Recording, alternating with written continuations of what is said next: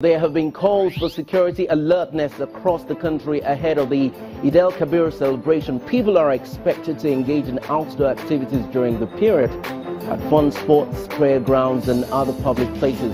How safe would Lagos be during the festivities? The Commissioner of Police, Lagos State, Mr. Fatai Owosheni, is right here in the studio with me to answer all the questions. Mr. Owosheni, thank you very much for being a part of State of the Nation this evening. Thank you. Good evening. Now, the IG has sent word out that all jurisdictions should ensure that there is absolute security during the Sallah festivities. What are your own preparations in Lagos State? We put our operational plan in place, identify the flashpoints we have in Lagos, and of course, share this with partners, the sister agencies, for us to recognize role play for each of the security agencies. And if you notice that as from this morning, we've deployed overwhelmingly on most of the streets in Lagos. We've increased our visibility on all the areas in Lagos, and of course in doing that we've also identified all those places where prayers will be held.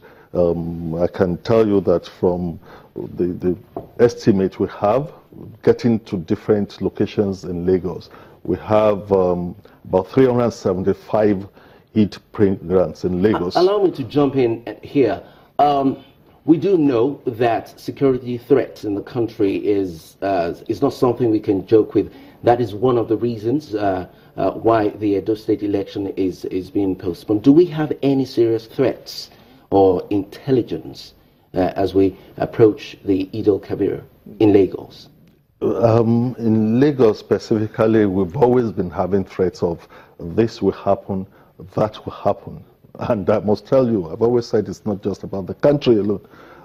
Threats are all over the world, and we've been dealing with that. Once we have the threats, we quickly get sister agencies together, we share information, and we see how we can address these threats. And as I was telling you, we know that part of the flashpoints we're going to have are the Eid praying grounds. We've been able to identify that in Lagos alone. We have 375 praying grounds that prayers will be held on Monday.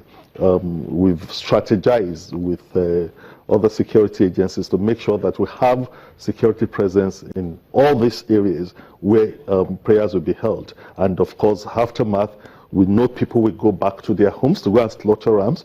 So we put structures in place to make sure that the neighborhoods are patrolled and police and other security agencies are visible. And of course, the amusement parks, the recreation centers that people will patronize, especially the day after the real Eid. So all these have been taken into consideration, and we've planned deployment. Do we have quick response lines? Yes, of course.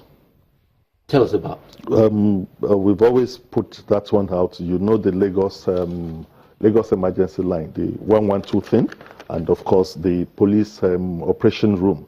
I've always, for whatever, that for anybody to say, oh yes, they want to get in touch with the Commissioner of Police, I've always given out my number, which is 0802-326-5025.